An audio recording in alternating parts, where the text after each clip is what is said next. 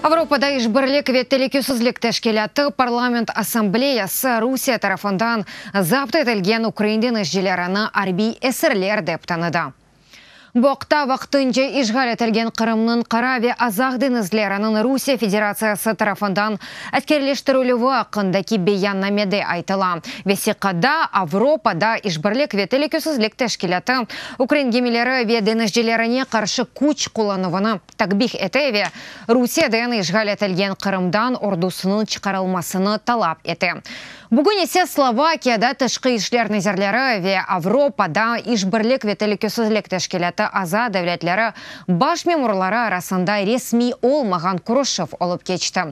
Музакер етілген әсас мевзулар Украина шарқында Русия тәжавузына қаршылық, Авропада тұрғынлықның пекетілігі ве Авропада ишбірлік ветелекусізлік тәшкелатының кележегі. 2018 сенесі ноябрінің 25-інде Керич боғазы янында Русия махсус қызметлері Одесса лиманындан азағденізі бойы Мариуполь лиманына ел тұтқан Украинаның Бердянскове Никополь катерлеріне ве яны қапури етбуксеріне ұжым етіп, оларының запт етті. Нәтижеде 24 Украинден жасы әсір олды. Олардан учым яраланды. Украинлер әсасыз сыныр бозылуынен қабатланыла.